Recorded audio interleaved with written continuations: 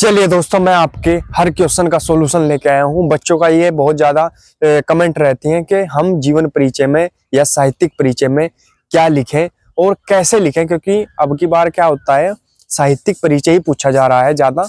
ठीक है, तो साहित्यिक परिचय में हम क्या क्या लिख सकते हैं जिससे हमारे नंबर बहुत अच्छे आ सके। तो बच्चे क्या करते हैं, साहित्यिक परिचय अगर पूछा है तो सिर्फ साहित्यिक परिचय ही लिख देते हैं, तो उससे आपके नंबर पूरे नहीं दे पाता एग्जामिनर। तो साहित्यिक परिचय या जीवन परिचय के अंतर्गत आपको सबसे पहले जीवन परिचय लिखना होगा उसका, फिर उसका साहित्यिक परिचय लिखेंगे, फिर उसकी कृतियां लिखेंगे, फिर उसकी भाषा शैली लिखेंगे। तो ये चार चीज जब तक नहीं होंगी तब तक आपके नंबर पूरे नहीं दे जाएंगे हिंदी के साहित्यिक परिचय में। तो इस चीज का ध्यान रखेंगे। और इसी तरीके से मैं आपको बताऊंगा मैं मोस्ट इंपोर्टेंट है जीवन परिचय या साहित्यिक परिचय जो यूपी बोर्ड 2025 के लिए मोस्ट इंपोर्टेंट रहने वाले हैं। अगर आपने इन्हें दोनों को, जो मैं करा रहा हूँ जीवन परिचय और साहित्यिक परिचय, अगर आपने उन्हें कर लिया तो आप यूपी बोर्ड में अपने 5 नंबर पक्के कर लेंगे। तो मैं बताऊंगा, और कुछ भी एक्स्ट्रा बिल्कुल नहीं लिखना, जो मेन टॉपिक है वही लिखना। जीवन परिचय की भी लिमिट होती है, क्योंकि जब साहित्यिक परिचय आपसे पूछा जाता है तो उसमें क्या क्या लिखें। ठीक है, ये नहीं है कि 59 लिखते चले गए और 59 भरते चले गए, ऐसा कुछ नहीं है। अट्रैक्टिव लिखना है, बहुत कम लिखना है और बहुत प्रभावशाली लिखना है। ठीक है, मतलब कम के साथ साथ प्रभावशाली भी लिखना है। तो जो मैं आपको ये 2 साहित्यिक परिचय कराऊंगा गद्य खंड के, मैं दोनों आपको अच्छे से करने हैं। इन दोनों में से आपको एक बोर्ड में पक्का मिलेगा और हो सकता है दोनों भी मिल जाए। ठीक है, तो इस चीज का ध्यान रखेंगे और बहुत ही अच्छे तरीके से इन्हें तैयारी करेंगे और इन्हें लिखते चलेंगे और नोट्स बना लेंगे या स्क्रीनशॉट ले लेंगे। ठीक है, उससे आप इन्हें याद करते चलेंगे अच्छे तरीके से। तो चलिए दोस्तों, स्टार्ट करते हैं इस स्पेशल सीरीज को। ये हिंदी की स्पेशल सीरीज है, इसके अंतर्गत मैं आपको वे मोस्ट इंपोर्टेंट क्वेश्चन कराऊंगा जो यूपी बोर्ड 2025 के लिए मोस्ट इंपोर्टेंट रहने वाले हैं। दोस्तों, अगर आपको ये नहीं पता होगा कि कौन से क्वेश्चन है जो यूपी बोर्ड में हर साल रिपीट किए जाते हैं या 1 साल या 2 साल छोड़कर लगातार रिपीट किए जाते हैं, तो आप अच्छे से तैयारी नहीं कर पाएंगे और ज्यादा पढ़ने के चक्कर में जो आपके मोस्ट इंपोर्टेंट जीवन परिचय है उन्हें छोड़ देंगे। तो इस समस्या को देखते हुए मैं आपके लिए सभी सब्जेक्ट की स्पेशल सीरीज लेके आया हूं, जिसमें मैं आपको सभी सब्जेक्ट की स्पेशल सीरीज करा रहा हूं। मैंने फिजिक्स और केमिस्ट्री के स्पेशल सीरीज के कुछ पार्ट अपलोड कर दिए हैं। अगर आपने उन्हें नहीं देखा तो आप उन्हें जाकर जल्दी से जल्दी देख सकते हैं और यूपी बोर्ड 2025 में धमाल मचाने की तैयारी कर सकते हैं। फिजिक्स और केमिस्ट्री के जो क्वेश्चन मैंने कराए हैं उनमें सब क्वेश्चन पर ईयर लिखा हुआ है कि कौन से ईयर में आया हुआ कौन सा क्वेश्चन है, और बहुत ही सटीक तरीके से समझाया है, ज्यादा नहीं बताया है। मतलब ज्यादा पढ़ने की जरूरत बिल्कुल भी नहीं है। तो आपको कम पढ़ना है और अट्रैक्टिव पढ़ना है, प्रभावशाली पढ़ना है, लिखना भी ऐसे ही है। और मैं लिखने का तरीका भी बता रहा हूँ आपको कि कैसे लिखना है, क्या करना है। तो चलिए दोस्तों, स्टार्ट करते हैं। पहला हमारा जो साहित्यिक परिचय है हम लिखेंगे वासुदेव शरण अग्रवाल का, मोस्ट इंपोर्टेंट है यूपी बोर्ड 2025 के लिए। ठीक है, इस चीज का ध्यान रखेंगे और ज्यादा बिल्कुल नहीं लिखना, जो मैं लिखवा रहा हूँ बस वही लिखना है। ठीक है, तो क्या लिखेंगे, सबसे पहले जीवन परिचय।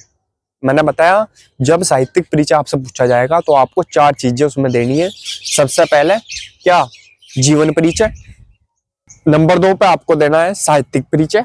नंबर 3 पे आपको देनी है उसकी कृतियां या रचनाएं। ठीक है, नंबर 4 पर देना है आपको उसकी भाषा और शैली। ठीक है, तो ये 4 चीज आपको लिखनी है जीवन परिचय या साहित्यिक परिचय में। साहित्यिक परिचय ज्यादा पूछा जाता है तो साहित्यिक परिचय भी लिखेंगे हम। ठीक है, लेकिन इन 4 चीजों के बिना आपको, अगर आप इन 4 चीजों को नहीं लिखोगे, भले ही थोड़ा लिखें लेकिन लिखनी चारों है आपको। चारों जब आप 4 हेडिंग दे देंगे वहां पर, ठीक है, जीवन परिचय, साहित्यिक परिचय और कृतियां और भाषा और शैली में लिखवाऊंगा आगे, 2 चीजें रहती हैं। ठीक है, तो एग्जामिनर पर अच्छा प्रभाव पड़ेगा और वो आपके अच्छे नंबर देगा। ठीक है, तो ये नहीं है कि बस साहित्यिक परिचय पूछा तो साहित्यिक परिचय लिख दिया और खत्म, ऐसा नहीं है। ठीक है, तो हाँ, ये हो सकता है कि साहित्यिक परिचय पूछा तो जीवन परिचय हम उतना ना लिखे जितना मॉडल और बुक्स में दे रखा है। ठीक है, हम कितना लिखेंगे, थोड़ा प्रभावशाली सा हेडिंग डालेंगे जीवन परिचय और लिखेंगे वासुदेव शरण अग्रवाल का जन्म सन 1904 ईस्वी में मेरठ जनपद के खेड़ा नामक ग्राम में हुआ था। इनके माता पिता लखनऊ में रहते थे, अतः उनका बाल्यकाल लखनऊ में ही व्यतीत हुआ। यहीं इन्होंने प्रारंभिक शिक्षा भी प्राप्त की। हिंदी के इस प्रकांड विद्वान को सन 1967 ईस्वी में नियति ने हमसे छीन लिया। बस इतना काफी है। ठीक है, जन्म कहाँ हुआ था, उनकी प्रारंभिक शिक्षा कहाँ हुई, ठीक है, और डेथ कब हुई उनकी, ठीक है, मृत्यु कब हुई, ये चीज हमें बस देनी है जीवन परिचय में, और कुछ नहीं लिखना, ठीक है, और कुछ नहीं लिखना। बहुत सारा दिया रहता है बुक में, मॉडल में, वो बिल्कुल नहीं लिखना। हमें सिर्फ अट्रैक्टिव लिखना और कम पढ़ना है और अच्छे नंबर लेकर आने हैं, क्योंकि 5 नंबर का है। अगर वो सारी कथा लिखोगे तो एक ही जीवन परिचय लिख पाओगे हिंदी के पेपर में, और लिखना बहुत ज्यादा होता है, तो उसके चक्कर में बिल्कुल नहीं पढ़ना। जो मोस्ट इंपोर्टेंट है वो लिखना है, ठीक है। दूसरा हेडिंग डाल लेंगे हम साहित्यिक परिचय, ठीक है। इसमें क्या लिखेंगे, डॉक्टर अग्रवाल लखनऊ और मथुरा के पुरातत्व संग्रहालयों में निरीक्षक, केंद्रीय पुरातत्व विभाग के संचालक और राष्ट्रीय संग्रहालय दिल्ली के अध्यक्ष रहे। कुछ काल तक में काशी हिंदू विश्वविद्यालय में इंडोलॉजी विभाग के अध्यक्ष भी रहे। इन्होंने प्रागैतिहासिक इन्हें वर्डों को लिखना सीखेंगे और अच्छे तरीके से प्रैक्टिस करके देखेंगे इसकी। वैदिक तथा पौराणिक साहित्य के मर्म का उद्घाटन किया, ठीक है। बस साहित्यिक परिचय में आपको इतना ही लिखना है, ठीक है। ये जीवन परिचय हो गया आपका, साहित्यिक परिचय हो गया।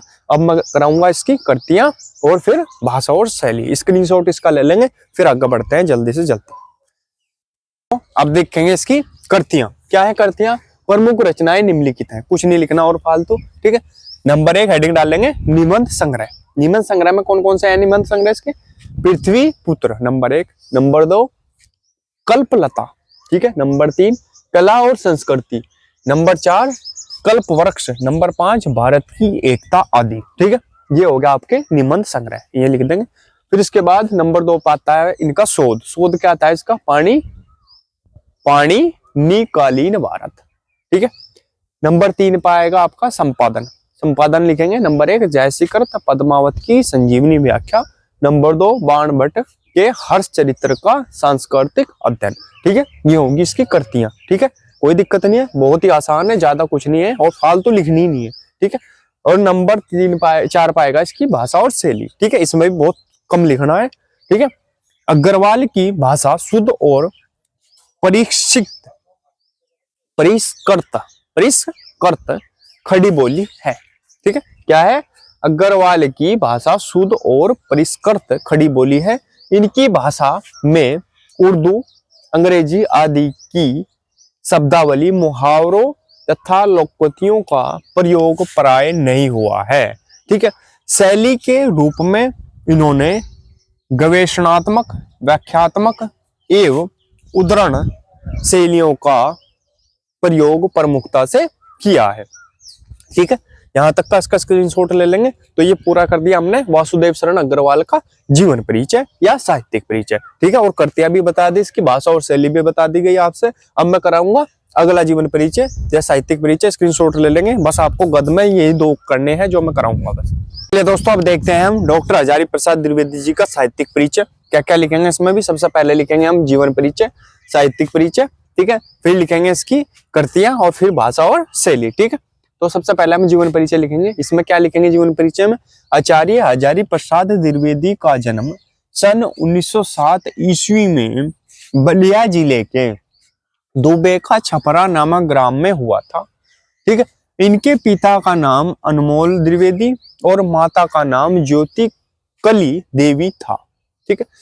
19 मई सन 1979 ईस्वी को यह महान साहित्यकार रोग संज्ञा पर ही चिर निद्रा में सो गया, ठीक है। तो इतना लिखेंगे हम, कब जन्म हुआ और माता पिता का क्या नाम था और कब इनकी मृत्यु हुई, ठीक है। ये चीज ध्यान रखेंगे, बस ये लिखना है जीवन परिचय में और कुछ नहीं लिखना। फिर आ जाएंगे हम साहित्यिक परिचय पे। साहित्यिक परिचय नंबर 1 क्या, आलोचक के रूप में।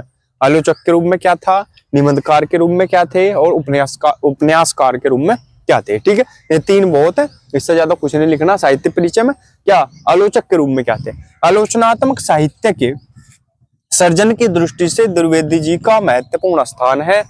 उनकी आलोचनात्मक कृतियों में विद्वता और अध्ययनशीलता स्पष्ट रूप से दिखाई देती है, ठीक है।